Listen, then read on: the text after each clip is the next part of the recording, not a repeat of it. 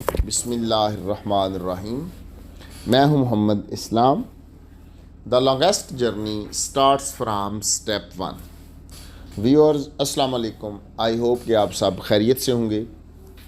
आज का हमारा टॉपिक सिविल लॉ सीपीसी से रिलेटेड है और आज हम डिस्कस करेंगे आर्डर 7 सीपीसी। आर्डर 7 जो है वो डील करता है प्लेंट से रिलेटेड है, अर्जी दावा जिसे हम कहते हैं।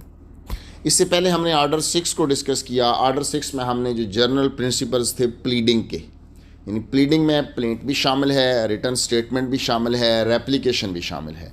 उसमें हमने जो जनरल प्रिंसिपल्स कहे थे कि प्लीडिंग में क्या होना चाहिए, प्लीडिंग आपने क्या क्या चीज़ें प्लीडिंग में ऐड करनी हैं, उनको हमने डिस्कस किया। आज हम ब्रीफली डिस्कस करेंगे कि प्लेंट क्या है, क्योंकि it is very very important topic. Reason behind that कि जो भी शख्स जो है सिविल कोर्ट में जब आता है अपने सिविल राइट की रेमेडी के लिए, अपने सिविल राइट को हासिल करने के लिए, तो उसने अदालत के में जब भी सिविल सूट फाइल करना है, जो उसने अपना केस है अदालत में थ्रू प्लेंट, थ्रू अर्जी दावा, उसने अदालत में अपना केस जो है वो पुट करना होता है। और इसके लिए ये नहीं है कि आप जिस तरह मर्जी उसको ड्राफ्ट करें, टेंडर कर दें, बल्कि लॉ ने सर्टन यार्ड स्टिक्स बता दी हैं, सर्टन मैनर्स बता दी हैं, सर्टन इसमें प्रिंसिपल्स हैं जिनको आपने फॉलो करना है।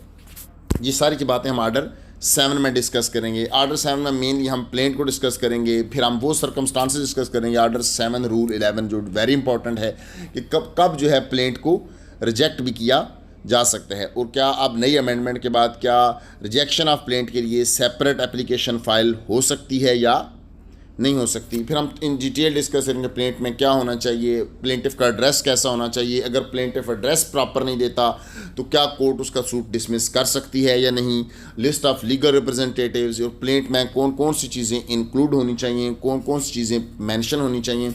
और उसके साथ साथ हम वो लिस्ट भी डिस्कस करेंगे। एक चेक लिस्ट है जो honourable Lahore high court law ने 2022 के स्टार्ट में इंट्रोड्यूस करवाई। अब ये मैंडेटरी है कि जब भी कुछ सूट जो है मार्किंग ब्रांच में आता है तो पहले जो चेक लिस्ट के 14 कॉलम्स हैं, अगर वो उनमें से वो 14 कॉलम्स को पहले जो मार्किंग ब्रांच है वो चेक करती है, उनको भी हम 1 बाय 1 करके डिस्कस करेंगे। अब सबसे पहले हम आते हैं प्लेंट की तरफ कि प्लेंट आपने ड्राफ्ट कैसे करनी है। बड़ी सिंपल सी बात है कि at the top of the plaint जो है आपने कोर्ट का नाम लिखना है, वन थिंग।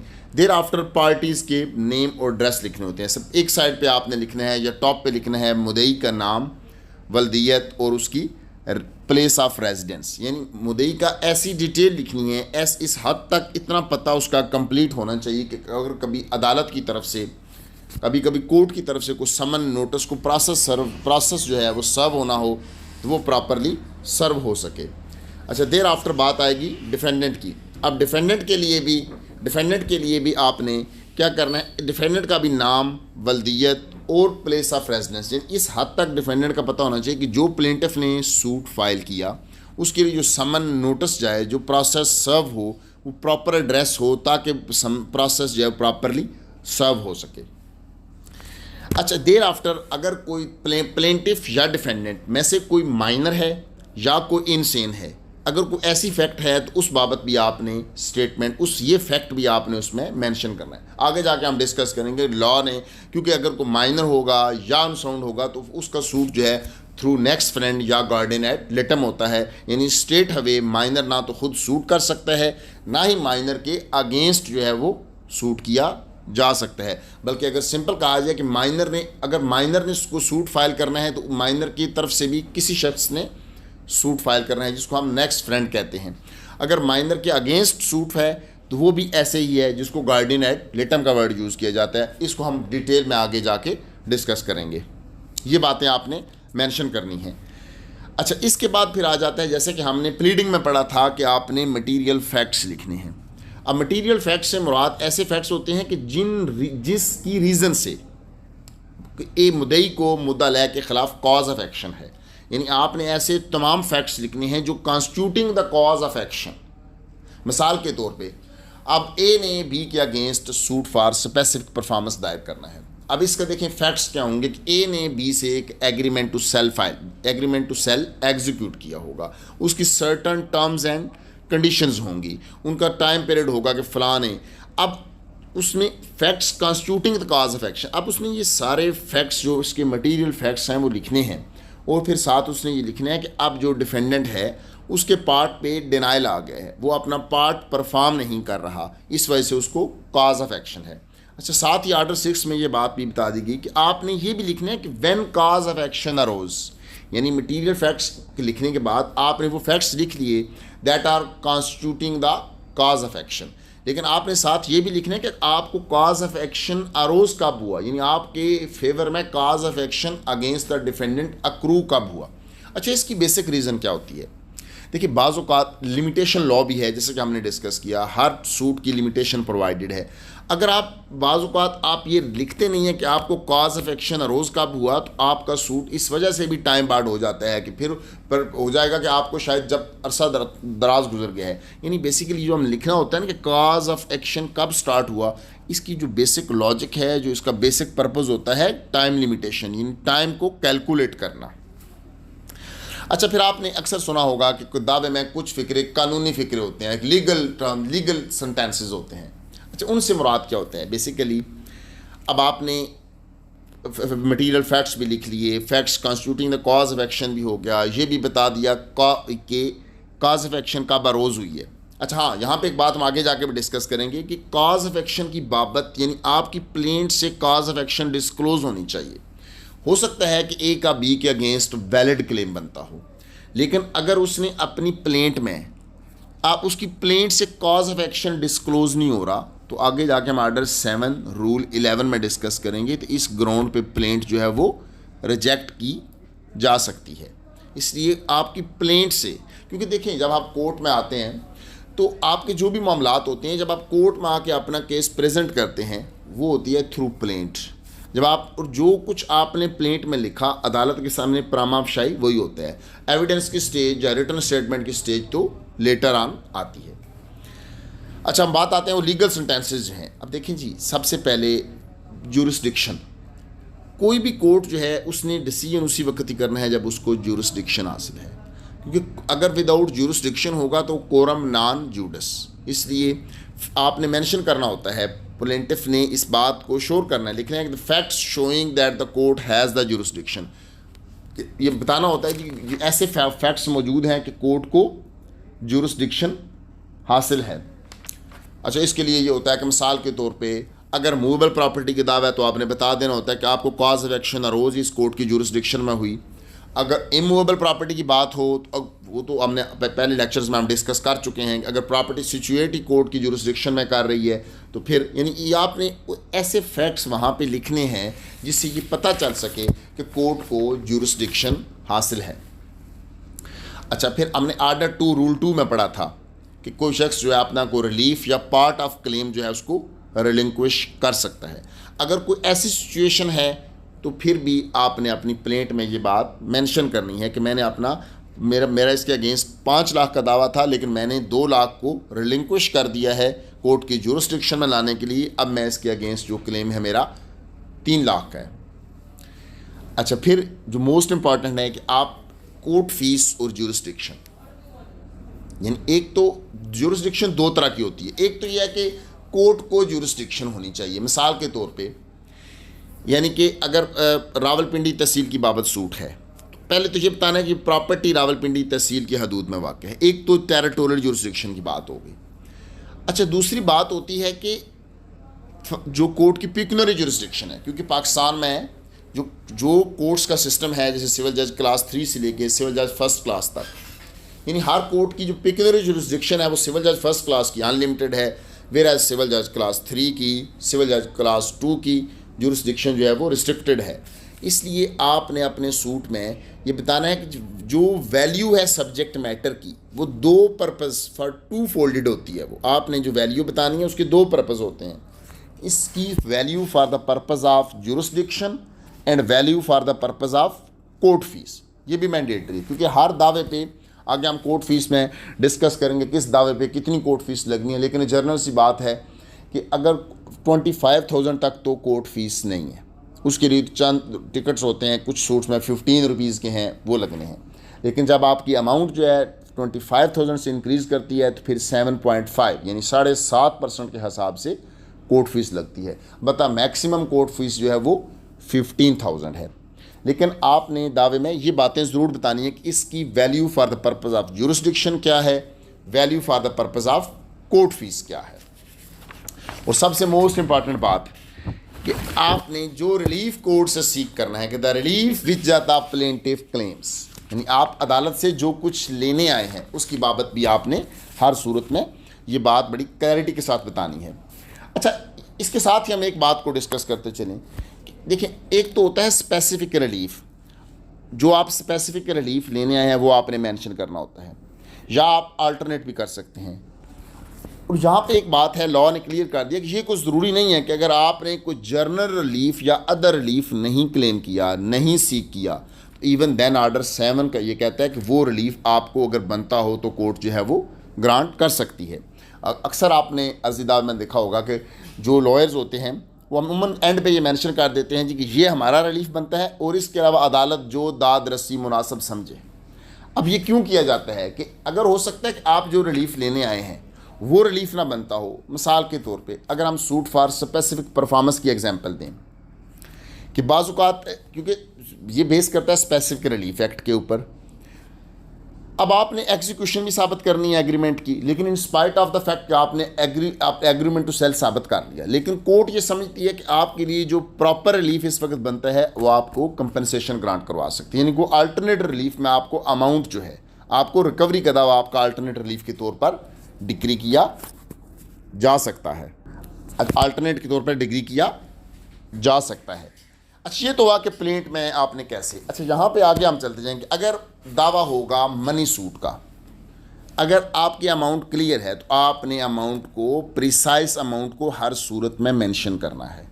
और अमाउंट हम पहले भी प्लीडिंग में पढ़ चुके हैं कि आपने फिगर्स में मेंशन करना है ताकि कोई कन्फ्यूजन डेवलप ना हो जाए। कहीं ऐसा ना हो कि 1000 के बजाय 10,000 हो जाए, 10,000 के बजाय एक सिफरा लगने से या 2 सिफरे एक्स्ट्रा हों तो 10 लाख ना हो जाए। इसलिए लॉ ने ये बात क्लियर की कि जब भी आप अमाउंट लिखें तो उसको फिगर्स में भी हर सूरत में लिखा जाए। हाँ, अगर आपका दावा बाज़-औक़ात मीन्स प्रॉफिट का होता है तो फिर आप एस्टिमेटेड भी लिख सकते हैं, लेकिन अगर स्पेसिफिक केस है तो फिर मनी सूट में इट इज़ मैंडेटरी कि आप उसको अमाउंट जो स्पेसिफाई है उसको मेंशन करेंगे। अच्छा, बात आ गई कि अगर सूट आपका इमूवेबल प्रॉपर्टी की बाबत है तो फिर आपने प्लेंट में क्या डिटेल देनी है। देखें जी, इट इज़ मैंडेटरी है कि अगर वो प्रॉपर्टी के कोई खाता नंबर, खतूनी नंबर, खसरा नंबर, सर्वे नंबर है तो आपने उन सब को मेंशन करना है।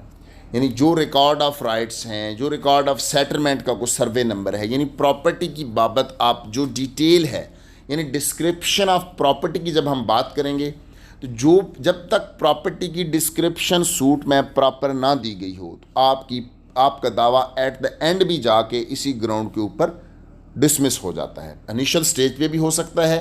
देखिए, आप अदालत से एक चीज़ स्पेसिफिकली लेने आए हैं और अगर आपको उस प्रॉपर्टी की वेयर अबाउट्स ही नहीं पता, आपने उसकी प्रॉपर डिस्क्रिप्शन ही मेंशन नहीं की।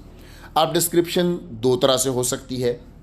अगर तो देखें वो property having the revenue record, उसका आपने खाता नंबर, खतूनी नंबर, खसरा नंबर और मौजा मेंशन करना है। हाँ, अगर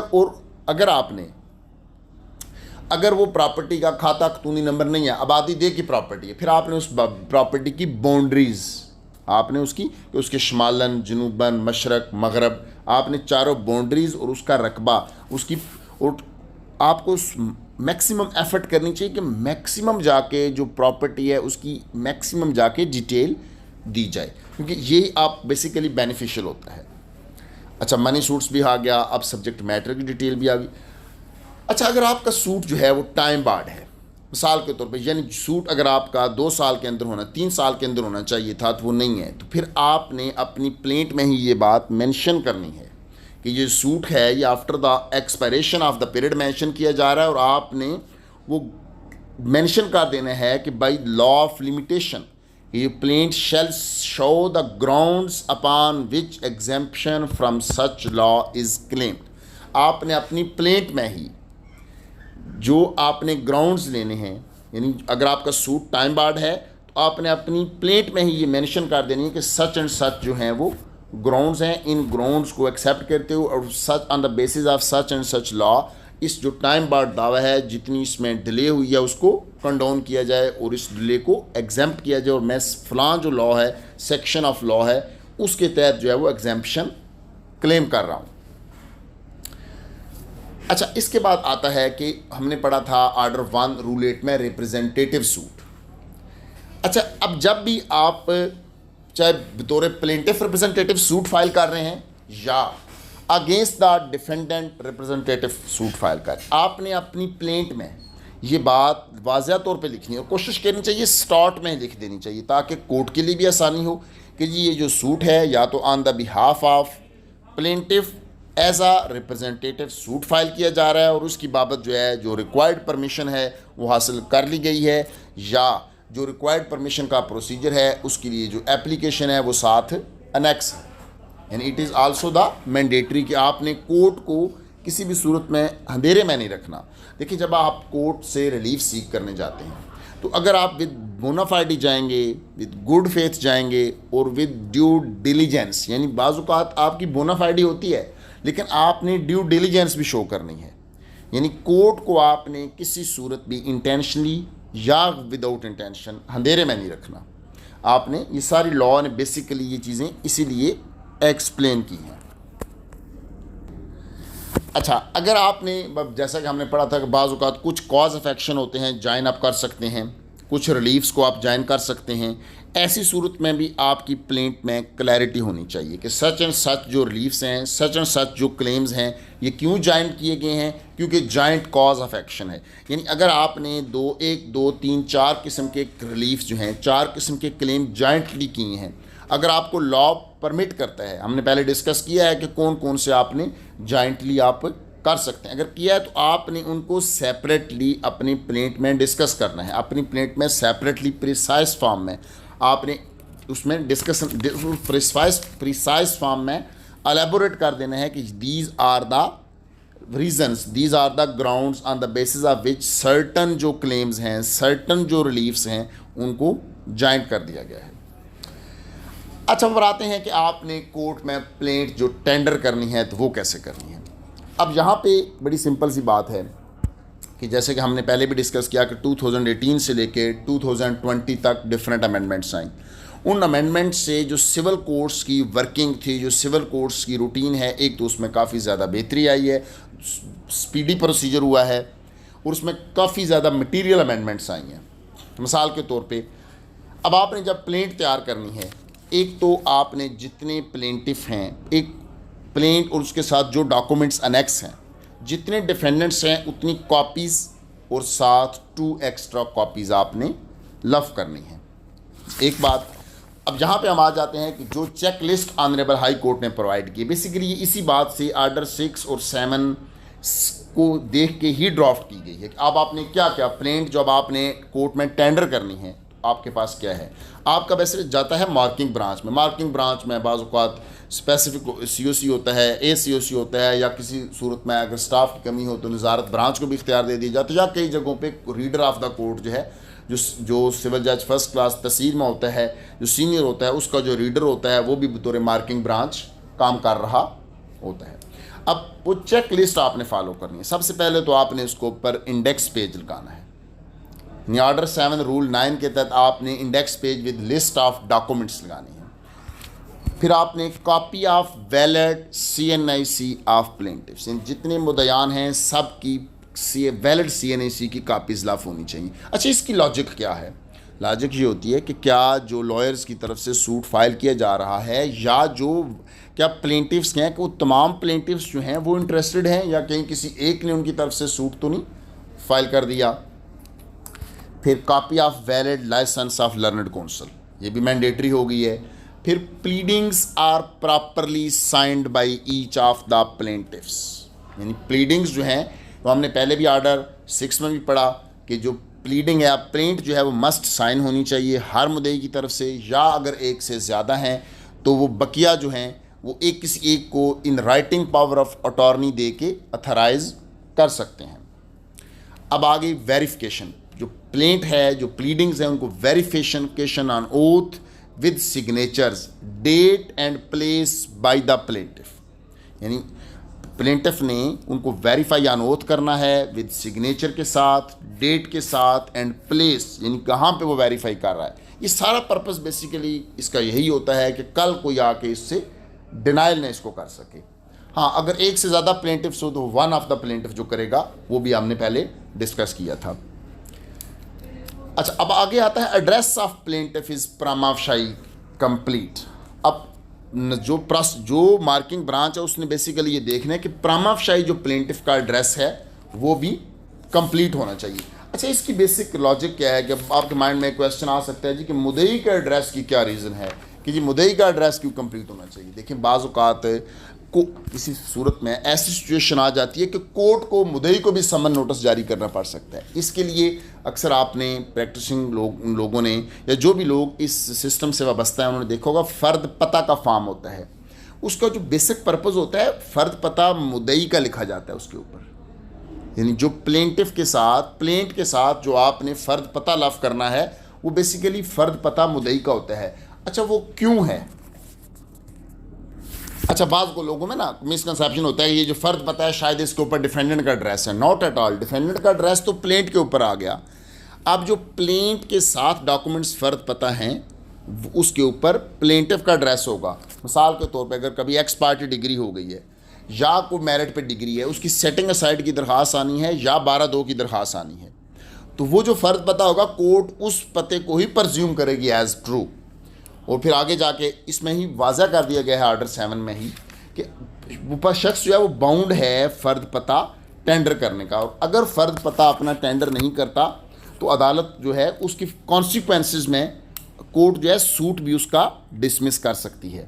बड़ा यानी लॉ में अमेंडमेंट करके इस बात को क्लियर कर दिया गया, यानी अगर वो फ़र्द पता सबमिट नहीं करेगा तो कोर्ट जो है उसका सूट भी डिसमिस कर सकती है। इसको अब फ़र्द पता कहते हैं। और ये पता उस वक्त तक सर्विस के लिए कंसिडर होगा जब तक आप उसको चेंज नहीं करते। हाँ, एक दफ़ा आपने फ़र्द पता टेंडर किया, देर आफ्टर अगर मुद्दई का एड्रेस चेंज हो गया तो मुद्दई हैज़ द ऑप्शन कि वो अगेन जो है एप्लीकेशन के ज़रिए साथ फ़र्द पते का फॉर्म लगा के या उसी एप्लीकेशन में ही आप जो है अपना एड्रेस लिख के दोबारा एड्रेस अपना चेंज करवा सकते हैं। लेकिन अनलेस एंड अनटिल आपने उसको चेंज नहीं करवाया तो दैट जो एड्रेस है वो प्लेंटिफ का for the purpose of service will be prima facie considered as the address.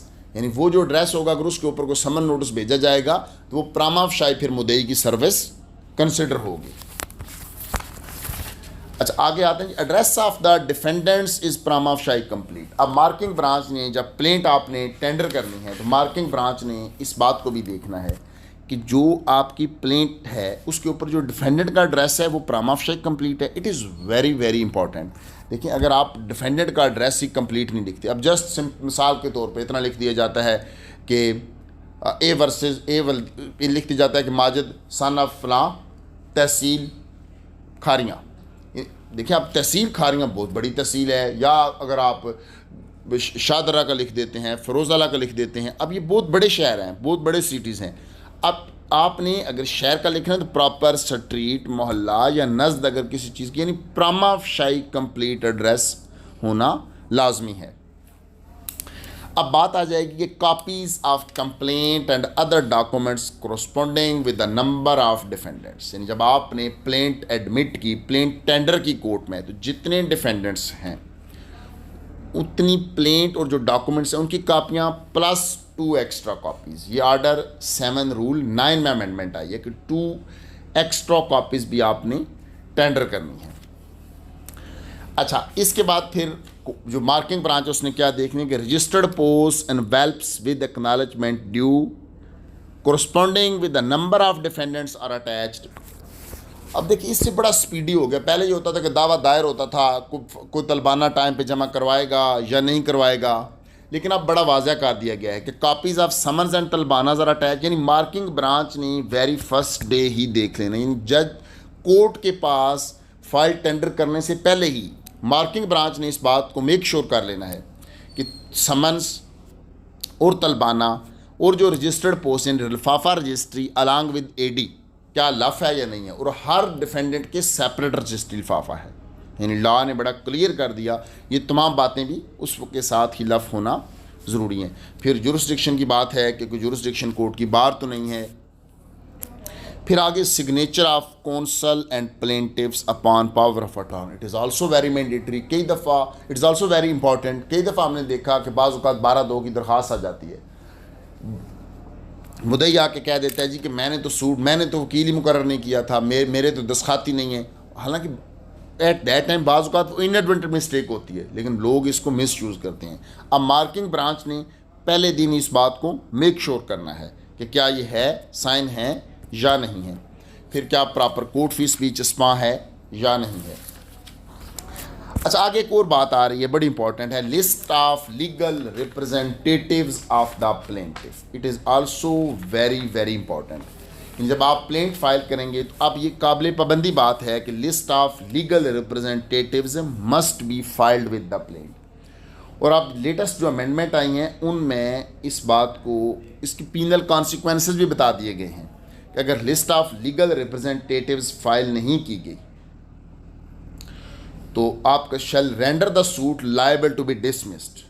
यानी अगर failure of the plaintiff to file the list of legal representatives shall render the suit liable to be dismissed, यानी suit आपका court जो है वो dismiss कर सकती है, सूट उसका डिसमिस कर दिया जाएगा। अच्छा, लिस्ट ऑफ आपके माइंड में आएगा कि लिस्ट ऑफ लीगल रिप्रेजेंटेटिव्स पे इतनी बड़ी पीनल प्रोविजन क्यों रखी गई है।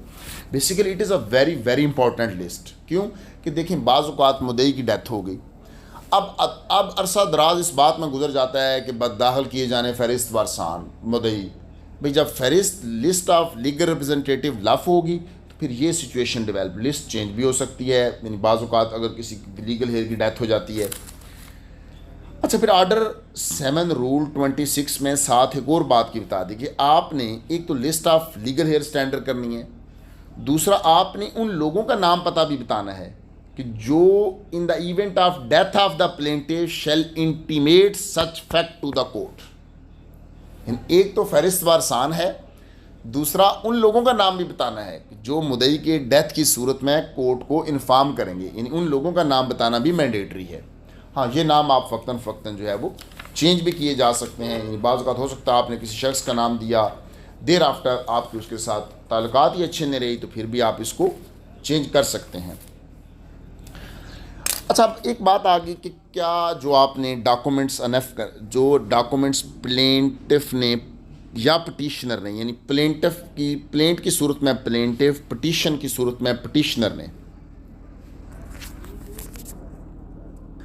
जो प्लेंट्स की कापी डॉक्यूमेंट्स कोर्ट में टेंडर करने हैं, अगर वो नहीं करता तो फिर तो बतलाने का, तो court may make such order as it thinks just and fit. यानी यहाँ पे कोर्ट्स को पावर्स दे दी गई लेटेस्ट अमेंडमेंट में कि कोर्ट फिर कोई भी ऑर्डर पास कर सकती है, कोर्ट उसके खिलाफ कोई पीनल ऑर्डर भी पास कर सकती है, इवन कोर्ट उसका सूट भी डिसमिस कर सकती है। ये बात, ये पीनल प्रोविजन भी इसमें डाल दी गई। अच्छा, अब हम आते हैं ऑर्डर 7 का रूल 10 और रूल 11 की तरफ। Both these are very very important. अच्छा, rule 10 is very simple. Rule 10 deal करता है बेसिकली रिटर्न ऑफ प्लेंट को, कि the plaint shall at any stage of the suit be return to be represented to the court in which the suit should have been instituted. यानी जिस court को suit institute हुआ वो court जो है plaint return कर सकती है। क्यों प्लेंट रिटर्न करने की बेसिकली एक रीज़न होती है कि कोर्ट को ज्यूरिसडिक्शन नहीं है। क्योंकि देखिए ऊपर भी हमने डिस्कस किया कोरम नॉन जूडिस, यानी विदाउट ज्यूरिसडिक्शन जो ऑर्डर होगा that is in fact no order. इसलिए इस बात को कैटर करने के लिए, पार्टियों को इस चीज़ से सेव करने के लिए एक प्लेंट रिटर्न की जा सकती। अब प्रोसीजर क्या है, it is very important. On returning a plaint the जज शैल इंडोर्स देयर ऑन, यानी देयर ऑन से मुराद plaint, the date of its presentation and return, the name of the party presenting it and a brief statement of the reasons for returning it। यानी basically court सबसे पहले जो जज है, जो कोर्ट है, जब वो इस नतीजे पे पहुंचती है कि इस प्लेट को रिटर्न करना है, तो सबसे पहले क्या करना है, जो डेट पेश, जिस दिन प्लेट पेश हुई है, यानी टॉप ऑफ द प्लेट के ऊपर वो लिखना है कि फ़लाँ तारीख को ये प्लेट जो है प्रेजेंट हुई थी। फिर लिख देना है कि द नेम, जिस पार्टी ने प्रेजेंट किया था, फिर जिस डेट को रिटर्न की जा रही है वो डेट लिखनी है, और जो रीजंस ब्रीफली उस प्लेंट के ऊपर ही वो रीजंस लिख देनी है कि due to such and such reasons ये प्लेंट रिटर्न की जा रही, और ओरिजिनल फाइल जो है वो रिटर्न ऑफ प्लेंट की सूरत में withdrawal of suit is something different.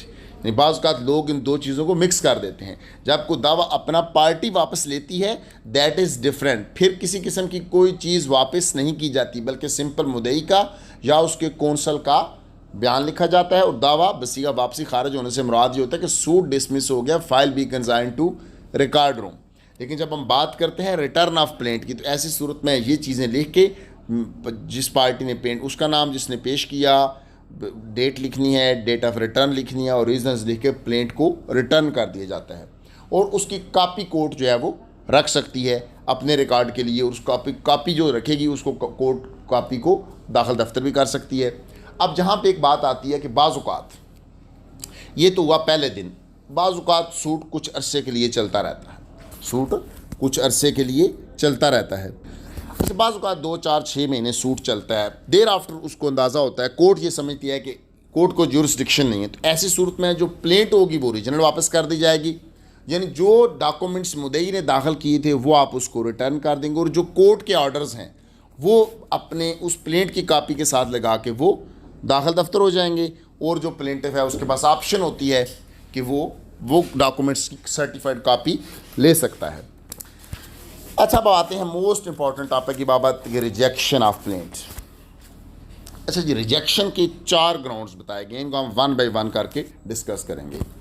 एक तो है कि where plaint does not disclose a cause of action, जैसा कि हमने ऊपर पढ़ा था कि यानी आपने अपनी प्लेंट में वो फैक्ट्स लिखने हैं जिनसे कॉन्स्टिट्यूट होती है कॉज ऑफ एक्शन, क्योंकि अगर आपको कॉज ऑफ एक्शन नहीं होगी तो आपकी प्लेंट इसी ब्लाक बेस के ऊपर रिजेक्ट हो जाएगी, और जब आप यानी आपको फिर आपका लॉस हो जाएगा। यानी बेसिकली हमने ऊपर डिस्कस किया कि मसलन जैसे ए ने बी के against suit for specific performance दायर करना है, अब उसका एग्रीमेंट भी है, सारा कुछ है, लेकिन इसके बावजूद उसने जब वो फाइल करना है तो उसने क्या करना है, उसने वो बताना है कि due to such and such reasons मेरा इसके साथ एग्रीमेंट हुआ। अब इसने उससे डिनाइल किया, यानी उसने ऐसे फैक्ट्स मेंशन करने हैं जो constituting the cause of action, ये मैंडेटरी है। अगर आपकी प्लेंट काज हो सकता है आपको कॉज ऑफ एक्शन हो, यानी देखिए यहाँ से 2 बातें बड़ी वाज़ेह हैं, कॉज ऑफ एक्शन का होना और कॉज ऑफ एक्शन का डिस्क्लोज होना, ये 2 डिफरेंट थिंग्स हैं। यानी आपको कॉज ऑफ एक्शन हो तो सकता है, लेकिन प्लेंट की सूरत में कॉज ऑफ एक्शन डिस्क्लोज होना जो है वो लाजमी है, एक बात। अच्छा, दूसरी जो इसका बी और सी है ये बड़ी सिंपल सी है। अच्छा, जो पार्ट बी है इट्स वेरी सिंपल कि जब कोई शख्स जो रिलीफ है उसको अंडर वैल्यू यानी प्रॉपर जो उसका दावा बनता है, यानी अमूमन ऐसा किया जाता है बाज़ का लोग कोर्ट फीस से बचने के लिए अपने जो रिलीफ होता है उसको वैल्यू ही प्रॉपर नहीं करते, तो ऐसी सिचुएशन में जो है कोर्ट, लेकिन स्ट्रेट अवे इस सूरत हाल में जैसे 2 बातें दोनों डिस्कस कर लेते हैं। पहले एक तो रिलीफ क्लेम जो है वो अंडर वैल्यू हो, या रिलीफ तो प्रॉपरली वैल्यूड है लेकिन जो स्टैम्प पेपर्स लगाए गए हैं यानी जो कोर्ट फीस लफ की गई है वो प्रॉपरली नहीं है, तो ऐसी सूरत हाल में क्या होगा। अच्छा, ऐसी सूरत हाल में स्ट्रेट अवे प्लेंट रिजेक्ट नहीं होगी, बल्कि कोर्ट जो है बेसिकली दोनों सूरत में चाहे relief properly relief under value है या प्रॉपरली स्टैम्प पेपर्स नहीं है, प्रॉपर कोर्ट फीस नहीं, कोर्ट पार्टीज़ को टाइम प्रोवाइड करेगी, उनको डायरेक्शन देगी, उनसे रिक्वायर करेगी कि जी आप अपनी प्लेंट जो है उसको प्रॉपर वैल्यू करें, या अगर प्रॉपर वैल्यू है तो उसमें कोर्ट फीस प्रॉपर नहीं है, स्टैम्प प्रॉपर ड्यूटी प्रॉपर नहीं है, तो कोर्ट डायरेक्शन देगी, रिक्वायर करेगी। हाँ, अगर कोर्ट की डायरेक्शन के बावजूद, कोर्ट के रिक्वायर करने के बावजूद अगर अंडर वैल्यू है, प्रॉपर वैल्यू नहीं करते, या अगर वैल्यू प्रॉपर है, प्रॉपर कोर्ट फीस स्टैंडर्ड नहीं करते, तो ऐसी सूरत में भी प्लेंट जो है वो रिजेक्ट हो जाती है। अब हम आते हैं क्लास डी की तरफ। इट इज़ वेरी इंपॉर्टेंट कि where the suit appears from the record available with the court to be barred by any law, यानी जब भी कोर्ट के पास जो रिकॉर्ड मौजूद है उससे सूट बार्ड बाई लॉ लगता है तो कोर्ट स्ट्रेट अवे प्लेंट को रिजेक्ट कर सकती है। अच्छा, इसकी एग्जांपल्स में जैसे कि हमने सेक्शन 11 सीपीसी डिस्कस किया, रेस जुडिकाटा या ऑर्डर टू रूल 2, यानी अगर मिसाल के तौर पे प्लेंट मुद्दई ने दावा दायर किया, डिफेंडेंट आ जाता है, वो आके सर्टिफाइड कापी किसी दीगर लिटिगेशन की टेंडर कर देता है, जिससे ये पता चलता है कि जी मुद्दई जो है या मुद्दई ने जिसके के पाँव में स्टेप इनटू शू किया है वो पहले से इस दावे को, ये दावा तो सेक्शन 11 यानी ये मैटर इन इशू जो है, ये सब्जेक्ट मैटर जो है पहले सब जुडिस रहा है और इस एडजुडिकेट हो चुका है, तो कोर्ट जो है स्टेट हवे सेक्शन 11 के तहत बार्ड बाई लॉ डिक्लेयर करके प्लेंट को रिजेक्ट कर सकती है। या ऑर्डर टू रूल टू, अगर किसी शख्स ने अपना कोई रिलीफ पहले रिलिंक्विश किया हो या कोई पार्ट ऑफ द क्लेम, जो क्लेम का कोई पार्ट पोर्शन जो है उसको रिलिंक्विश किया हो, तो वो लेटर ऑन जब आएगा तो ऐसी सूरत हाल में plaint barred by, there are और सो मैनी अदर एग्जाम्पल्स भी हैं, ये जस्ट मैंने 2 एग्जाम्पल्स कोट की हैं।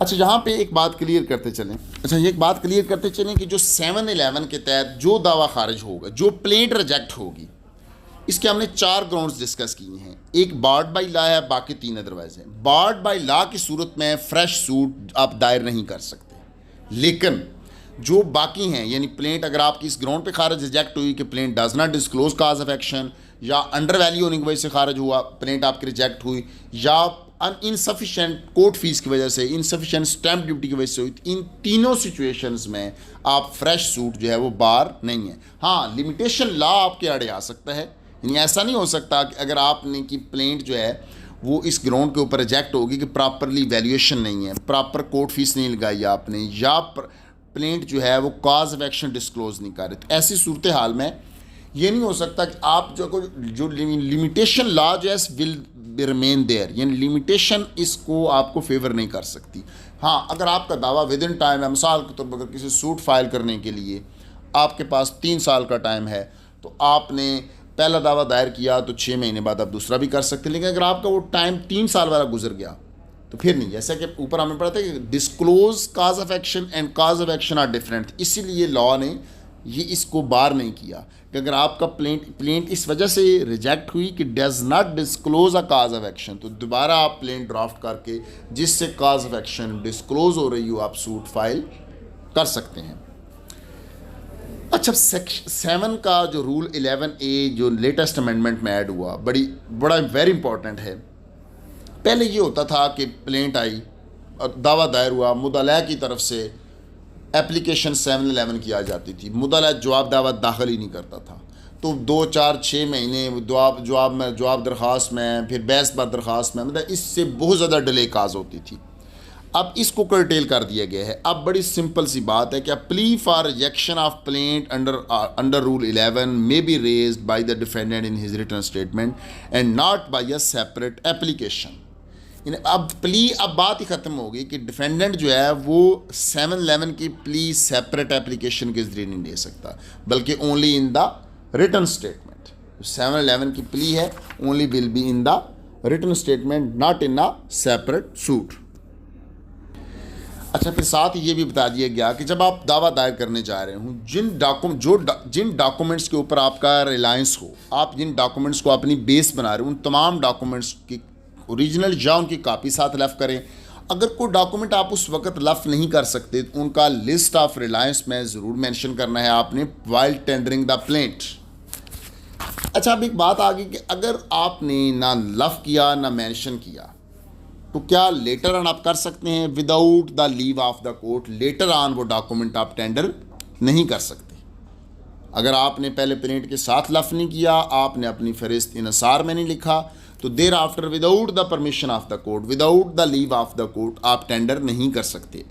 हाउएवर, यहाँ पे लॉ क्लियर कर दी एक बात कि ये उस बात के लिए कोई कादगर नहीं है। अगर कोई डिफेंडेंट को क्रॉस में कोई डॉक्यूमेंट पुट किया जाएगा, nothing in this rule applies to documents produced for cross examination of the defendant's witness or in answer to any case set up by the defendant or handed to a witness merely to refresh his memory। यानी कोई ऐसा document जो आप उसको कोई ऐसे document जो आपने तौर डिफेंस के लिए पुट करने होते हैं, यानी अगर उसने कुछ सेटअप डिफेंडेंट ने को लिया, उस सूरत में 2-3 चीज़ों को इसमें इंक्लूड कर। एक तो जो डिफेंडेंट को क्रॉस में आपने करने हैं, दूसरा अगर कोई in answer to any case set up by the defendant, यानी अगर डिफेंडेंट ने कोई आपने रिटर्न स्टेटमेंट और प्ली ली थी तो उसको डिफेंड करने के लिए भी आप कर सकते हैं।